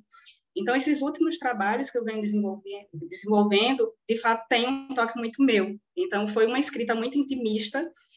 Os últimos trabalhos têm sido assim, porque eu senti muita necessidade, principalmente quando a gente passa pelo mestrado, doutorado, acho que depois a gente tem um pouco mais de liberdade na escrita, de fato, entender o que é que eu queria exprimir. Então, agradeço também pelo feedback de eu ter conseguido passar um pouquinho disso, porque foi um desabafo. Né? Esse e alguns artigos anteriores têm sido desabafo nesse sentido. Então, muito obrigada, a fala do Leandro também. Enfim, essa questão do empoderamento, é isso mesmo. Esses negócios, eles têm esse potencial. E quando eu pensei em desenvolver esse artigo, eu tinha assistido uma série que eu achei muito interessante, tem na Netflix, que é Street Food América Latina, que trazia o contexto de um negócio em cada país da América Latina, e tinha um negócio aqui no Brasil, que é o Ré Restaurante, que fica em Salvador, com negócios muito simples, com pessoas que, enfim, muitas delas viviam no estado de miséria, outras sofriam com outras questões ou preconceito por conta enfim, de diferentes escolhas, e ter um negócio, e a partir do momento que elas inseriram um atributo, um diferencial naquele negócio, aquilo mudou totalmente a vida delas. Então, algumas vinham de um contexto socioeconômico muito complicado, outras de um contexto de preconceito, outras, enfim. E eu comecei a pensar sobre isso e buscar um pouco de literatura sobre isso. E aí, respondendo a pergunta da Rosana, aí vem a limitação de tentar, de fato, eu tive muita dificuldade em resumir tudo em um artigo muito curto, né? E eu senti realmente que faltou desenvolver um pouco mais essa questão do florescimento. Dos gestores que estão por trás do negócio, 3, na verdade, vieram de um contexto socioeconômico muito complicado, né? de um contexto de quase miséria. Um deles, o da barbearia, era de um interior muito pobre daqui. Sergipe já é um estado complicado, porque concentra muita coisa na capital. E ele veio de um interior, então tem 3 que vieram, de fato, de um contexto socioeconômico muito complicado. E 2 que não, 2 que já vieram de um contexto de classe média, um que sofria com a questão da deficiência e da falta de colocação no mercado de trabalho, e vê que eu posso me inserir por causa do contexto que eu vim. mas os outros não. E foi isso que deu gatilho para a abertura do negócio, que foi a gelateria. E o outro foi a casa de chá, que é aquela coisa, como mulher, tá naquele papel, mas querer algo mais. Mas os outros 3 vieram de um contexto muito complicado. E aí, nessa literatura de florescimento, e pegar um pouquinho dessa questão das capacidades, foi justamente isso. O que é que representa, no final das contas, as pequenas empresas? O que é aquele pequeno negócio para aquele indivíduo?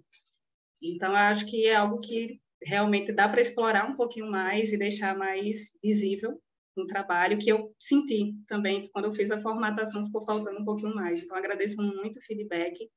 E é muito importante para mim também estar no evento como o SEMEAD, tratando dessa temática, com um artigo como esse, porque eu acho que mostra, vê também os demais trabalhos, o do Rodrigo, que já no mestrado tenta fazer esse link com economia circular, inovação, e pensar de uma forma diferente. Enfim, do Leandro, que também traz essa perspectiva diferente da inovação social, com 2 projetos que são muito interessantes, então é muito bom. Acho que isso dá muito gás para que a gente continue, enfim, tentando e encontrando esses espaços. Então, me sinto muito acolhida aqui, muito obrigada pelas considerações. Não sei se respondi, viu? Eu acabei me empolgando aqui. Não, respondeu sim. A gente tem um tempinho ainda, Elis? Sim. Nós temos agora, em torno de 24, me corrija aí nas minhas contas também, José Antônio, 24 minutos, né? Isso, 22 minutos. Para o término da nossa sessão, né? Que é a abertura realmente do nosso debate, né? Que a Glécia muito bem já introduziu, a gente pega, ninguém não tem bola perdida aqui, um chuta e outro, né? E o outro aproveita a bola, que a professora Glécia muito bem chutou aqui para a gente, falando do Triple Bottom Line, que é o fio condutor de toda essa sessão, né? Dos trabalhos que foram trazidos aqui para a nossa discussão, que falam de inovação social, que falam da economia circular, quando a gente, né, traz a questão ambiental, e das questões de capital, né, das questões de capital envolvido também. Então, podemos, né, continuar a nossa discussão, Rosana, com certeza. Continuamos por 23 minutos, 24 minutos ainda. Fique à vontade. Não, sabe por quê? Porque tiveram 2 coisas assim, que me chamaram a atenção. Que cada um falou, né, assim, um pouquinho. O Rodrigo falou, o Leandro falou, o José Antônio falou, e eu fui anotando aqui. Eu falo que o nosso objetivo é sempre trazer essa proximidade da academia com a questão dos negócios, Leandro. Eu achei assim, quando você entrou com o seu primeiro comentário e disse isso, mas na empresa, no dia a dia, né, na prática, a questão do econômico, eu vou voltar um pouco agora, tá? É difícil a gente pensar de um outro conceito do lucro advindo do ambiental, advindo do social, e ele tem lucro. O florescimento é esse lucro, né? Engraçado como os artigos eles se complementam. Esse sentimento de você florescer, né, de florescimento, de empoderamento, quando você abre um negócio, quando você consegue... você falou da questão da escolaridade, fazer a gestão, por exemplo, né? Eles não têm isso, eles não têm uma gestão, por exemplo, em casa. Então, querer ter uma escolaridade superior aos seus pais, eu que sou mãe de 2 adolescentes, eu pensei muito nessa sua frase, quando você disse isso, você falou assim, quero me tornar alguém diferente do que foi meu pai, meu avô. Eu não quero que meus filhos se tornem pessoas diferentes de mim e do meu marido, do pai deles. Então, eu fico pensando assim, eles não têm essa gestão, por exemplo. Por que querer se tornar diferente, né? Porque o que eles são hoje não é bom.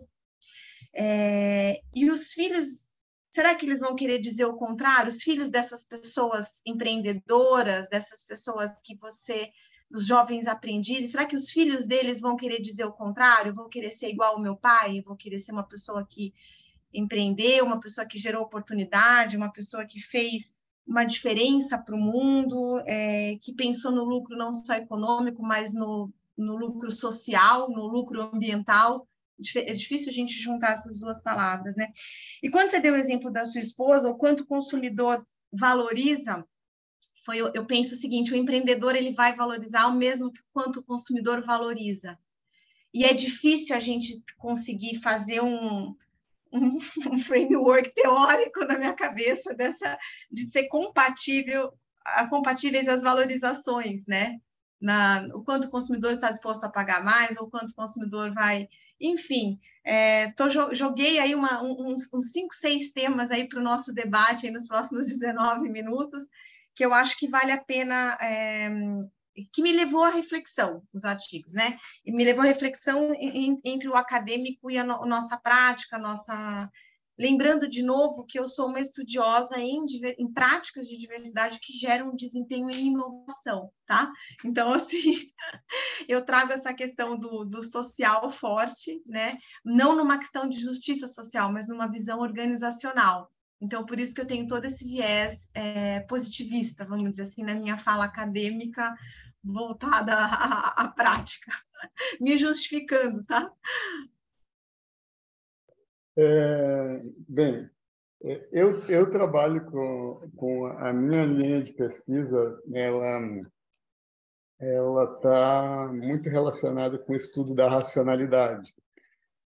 Então, por isso que eu uso Weber, né? Então, na minha tese, eu estou usando a racionalidade substantiva, que é uma visão totalmente oposta do positivismo da professora Rossana. Mas vamos lá.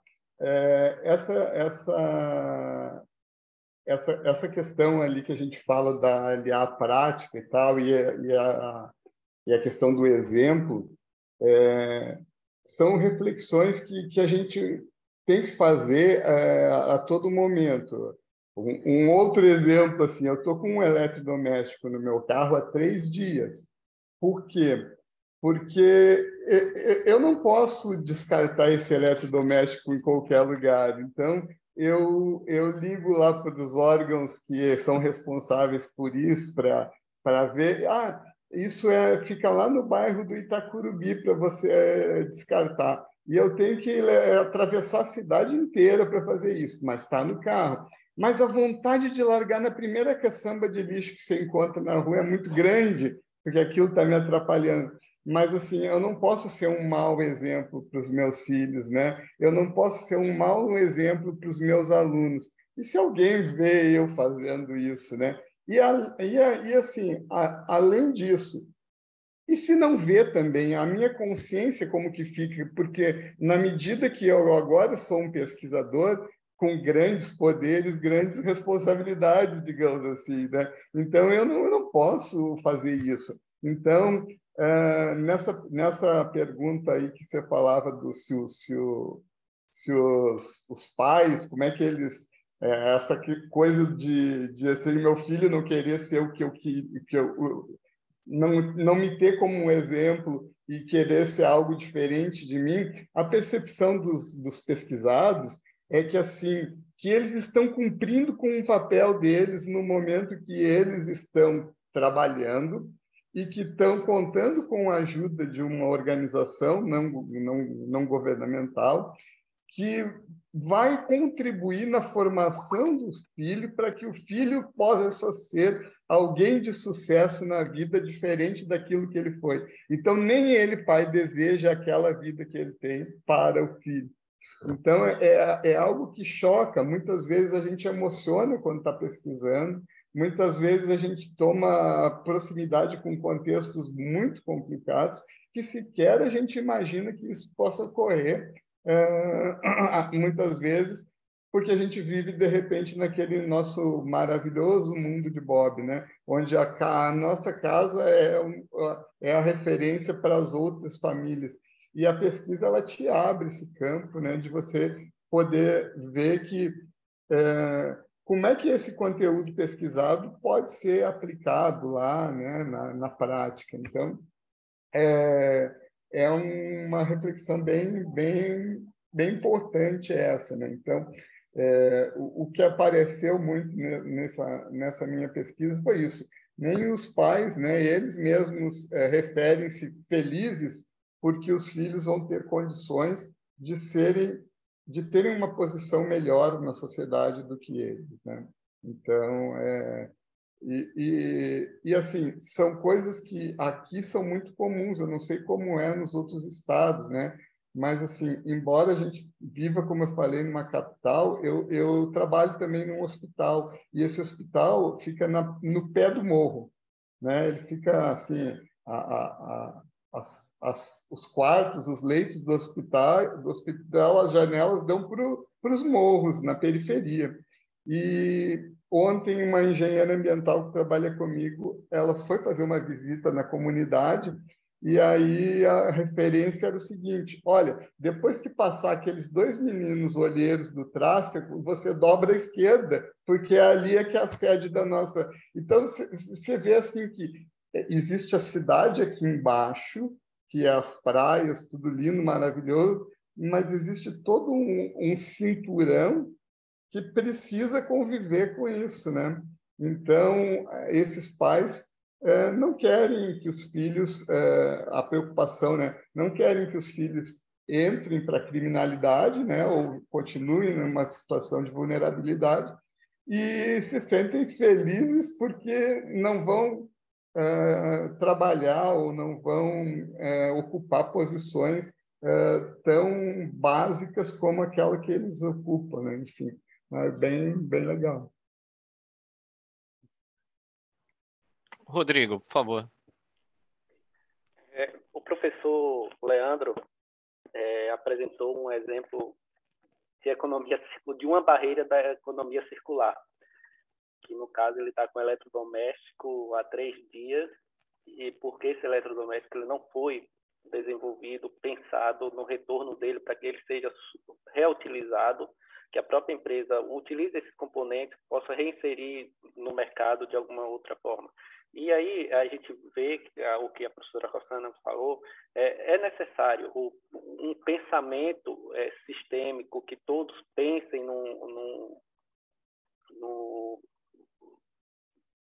de forma não individual, e que tenha atitudes como a do professor Leandro, de não descartar em qualquer esquina, que a empresa inove, produza inovações, que esse produto possa ser reutilizado, os componentes dele, se não no desenvolvimento do mesmo eletrodoméstico, mas que possa ser utilizado em outro e que tenha um descarte correto. E aí envolve o papel de governo, o papel de empresa, o papel das atitudes do cidadão, para que a gente venha a ter uma economia que vai ser benéfica para todo mundo. E a gente não pode admitir que a gente está no meio de um problema, que a gente está vendo que, se não houver mudança, o caminho não é nada animador, e não mudar as nossas atitudes e exigir, eu não sei, talvez o papel do pesquisador tentar mostrar que é um caminho que, se não houver uma mudança, não sabemos onde vai chegar. Muito obrigado, professor, por trazer um exemplo de economia, de uma das barreiras da economia circular. Excelente, Rodrigo. Excelente a colocação e inspiradora, gente. Vocês falando, e quando na leitura do trabalho de vocês, né, me veio a reflexão sobre os transbordos, né, sobre o transbordo desses trabalhos, dessas reflexões de vocês, né? E alguns exemplos, na verdade, alguns exemplos até pessoais, né, de que quando, até do contato que com certeza muitos de vocês têm com seus próprios alunos, né, do quanto que a mudança do grau de escolaridade de um aluno muda toda a comunidade na qual ele convive, né? Então, o fato de um aluno estudar, isso muda, influencia um irmão, um primo, os pais. Eu já tive aluno que, em faculdades de alunos de baixa renda, que o aluno se formou e a mãe entrou depois para fazer faculdade também, né? Porque a mãe, ele incentivou a mãe a voltar a estudar, né? Ou que o aluno vem e depois o próximo da turma você olha e fala assim: nossa, mas você já não fez esse curso comigo? Ele fala: não, eu sou o irmão, né? Porque o irmão veio estudar. E muda o entorno, né? Porque ele vai, ele estuda, aí ele influencia um vizinho, ele influencia um irmão, ele influencia a namorada, né? Ele começa a ganhar dinheiro, ele começa a subir no poder aquisitivo que ele tem, né? Então, os trabalhos que vocês trouxeram, principalmente do professor Leandro, da professora Glécia, né, me trouxeram essa reflexão sobre o transbordo, né? O olhar de vocês sobre os casos de vocês, mas existe um transbordo, existe uma realidade, né? O que acontece, uma explosão de sucesso atrás desses casos, com certeza, né? E que nos deixa assim muito felizes, né? Particularmente muito felizes. Uma segunda reflexão, em que eu acredito que nada é por acaso, né? A gente, como pesquisador, as coisas parece que vão chegando, né? Quanto mais a gente, acho que a Rossana comentou, quanto mais a gente acha que sabe, menos a gente conclui que sabe, né? Menos a gente está sabendo. Eu ganhei esses dias um livro que é do professor Clayton Christensen, né? Que é o pai da inovação disruptiva, né? Do dono do termo até inovação disruptiva. E eu sempre gostei muito, né, do professor Christensen, essa questão tecnológica, né, inovação disruptiva. E o último livro que ele escreveu em 2019, 2020, antes dele falecer, em 2020, chama O Paradoxo da Prosperidade. E é um livro que fala, essencialmente, os exemplos que ele dá, essencialmente levam para uma inovação social, uma inovação que nasce, né, da pobreza, né, que nasce da simplicidade, nasce de comunidades, nasce de grupos, né, que promovem, né, de soluções simples que promovem a prosperidade daquela comunidade de onde a inovação nasceu, né? E ele defende nesse livro, e é um livro muito pessoal, com muita identidade, assim como a professora Glécia escreve, né, com muito empoderamento, com muita identidade, da crença dele que um país só sai da pobreza, e é escrito, ele escreve o livro, agora eu vou ter que ler o nome do coautor dele, Efosa Ojomo, né, que é o coautor do livro, e ele escreve com a crença forte de que um país só sai da pobreza a partir da inovação se ela é feita a partir desses grupos que são marginalizados, né, olhando para esses grupos que são marginalizados ou estão na base da pirâmide, né? Então, quem ainda não conhece esse livro do professor Christensen, vale a pena, até porque é o último livro que ele escreveu, então tem essa característica muito pessoal dele dentro do livro, né? E fala muito com esse tema nosso aqui da inovação social. Meus caros, nós temos 9 minutos ainda. Por favor, ainda temos muitas discussões aí a serem feitas. Fiquem à vontade. Opa. Deixa eu aproveitar então, professora. Novamente, mais um artigo inquietante, né? E vocês falaram do posicionamento da professora Glécia sobre se posicionando no artigo. É interessante, porque você lê artigos acadêmicos, você não espera gostar ou não gostar, você tem parâmetros, avalia por parâmetros técnicos, né? Com metodologia bem colocada, problematiza. Olha, tem coisa que eu não gostei no artigo, mas é coisa de paixão, e tem coisa que amei no artigo. Então, muito interessante você sair com sensações. Eu vou lembrar do artigo daqui a um tempo, certamente. E eu li 2 vezes só. Acho que esse é um sinal de que está muito bem escrito, professora. Além do mais, vamos lá, tecnicamente, literatura atual, vou dar um baile de como a gente deve, eu vou buscar como referência para escrever os meus artigos, sobre atualizar a literatura de 2022, enfim. É bem interessante o posicionamento metodológico lá com as classificações que você vai a campo, né? Um quadro resumindo as lentes que você foi a campo. Mas eu tenho um trecho aqui que eu queria que você comentasse, professora. Acho que tem a ver com essa discussão, vou ler literalmente o texto aqui, né? Você fala de inovação, representa essencialmente mudança, e essa mudança deve ser direcionada para a criação de uma sociedade mais justa. Tá? Inovações que não promovam mudança social não podem ser consideradas eficazes. Então, aqui o triple bottom line está com viés. Eu queria que você falasse um pouquinho sobre isso daqui. Obrigada, primeiro, pelas considerações. Então, quando eu comecei a estudar lá atrás inovação, a gente pega aquele conceito clássico, né? E aí eu vou até fazer propaganda de outro artigo que saiu, que é Inovação e Desenvolvimento entre Saídas e Escapes, que, enfim, surgiu da disciplina sobre antropoceno, que eu peguei um tempinho atrás, e que foi bem interessante porque eu acabei me utilizando de muita coisa visual para refletir sobre o que seria inovação. E aí, quando eu pensei em inovação, pensando numa perspectiva visual, né, então a gente tem inovação, algo novo ou melhorado e que traga resultado. Tá, o que é esse algo novo? O que é esse algo melhor, que é considerado melhor? O que é que vai trazer resultado? De fato, que resultado é esse? Que resultado queremos? E aí eu me deparei um tempinho atrás com um artigo dentro desse contexto de antropoceno que tratava da bomba atômica como um grande exemplo desse repensar a forma de inovar do que representou a bomba atômica, porque foi uma grande inovação. A tecnologia nuclear foi uma grande inovação. Só que, enfim, teve todos os desdobramentos possíveis. E aí eu fui buscando fui percebendo que já tinha alguns artigos, principalmente voltados para essa literatura de antropoceno, que fazia esse questionamento.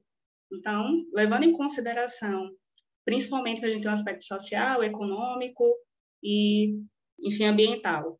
Dentro da literatura, por muito tempo, se priorizou, tem o econômico, enfim, então não é bem um equilíbriozinho, e depois se começou a falar mais sobre o ambiental, e o social está sendo mais explorado agora. Mas por que o econômico ele tem que se sobrepor? Se, no final das contas, as organizações elas estão aqui dentro dos limites planetários, as pessoas elas dão conta disso, e nós temos que conviver dentro de um determinado meio ambiente. E aí eu fui buscar um pouquinho de literatura mais voltada para isso. E aí, voltando à imagem, que eu acho que eu acabei fugindo um pouquinho, e aí quando eu imaginei esse movimento da inovação, eu até coloquei aquele bonequinho, isso numa apresentação que eu fiz alguns anos atrás, do bonequinho, daquele Detona Ralph, que o objetivo do bonequinho é sair quebrando o que o boneco do Ralph. Eu fiz a referência, mas nem sei, é que eu tenho 2 crianças, então não sei se vocês... Mas tem um filme Detona Ralph. E o outro bonequinho, ele sai quebrando. Não, ele sai construindo e o outro sai quebrando. Então, eu imaginei a inovação como... destrói aquilo que não precisa necessariamente ser destruído. Então, na perspectiva da inovação, de progresso técnico, eu posso, então, chegar numa aldeia, dizimar toda a aldeia e colocar construções de concreto. Porque, na minha visão, uma visão mais, enfim, pegando a perspectiva de uma colonizadora, é moderno, é melhor. E aí, o outro bonequinho também é daquele professor maluco, tentando mexer nos fios. Então, a inovação destrói, muitas vezes, aquilo que não precisa ser destruído e tenta consertar aquilo que não precisa necessariamente ser consertado.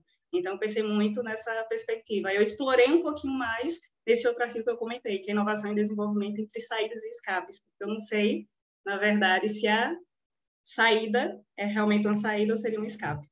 Então, vou colocar aqui também, mas muito obrigada. Coloque, professora Glécia. A professora Glécia, ela joga, aquela pessoa que joga, né? Joga bombinha e sai fugindo, né? Joga mais o questionamento, mais algumas reflexões e sai fugindo. Mas muito obrigada, professora.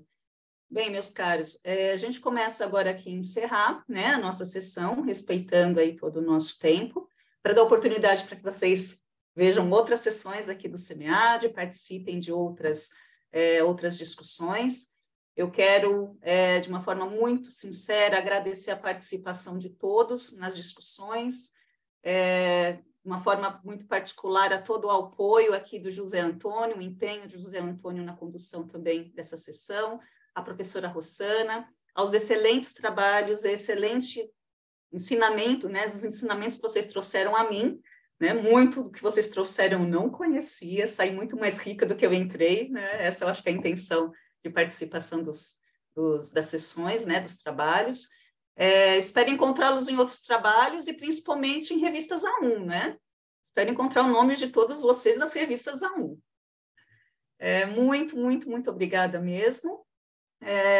Vamos aqui, só gostaria de tirar uma foto, né? Tirar uma fotinha aqui, colocar todo mundo deixa eu ver como se a gente coloca, vou colocar todo mundo numa folha só aqui. Vou colocar aqui como galeria. Guardar a foto, tirem fotos, coloquem LinkedIn, né? Para guardar esse momento. E a gente saber os nomes das pessoas, o rosto das pessoas, os novos amigos acadêmicos que a gente fez nessa sessão. O José Antônio colocou para a gente aqui os links para a sala de networking, para quem, né, quer continuar aqui as discussões, e também o link da avaliação da nossa sessão, tá? Tem um excelente, a participação aqui dentro do SEMEAD, acho que encontro vocês em outras sessões por aí, e até o próximo SEMEAD. Grande abraço. Obrigado. Até a próxima. Grande abraço. Até mais. Tchau, pessoal. Obrigado. Muito obrigada pelo espaço. Tchau, prazer. Prazer a todos. Prazer. Até mais. Sucesso.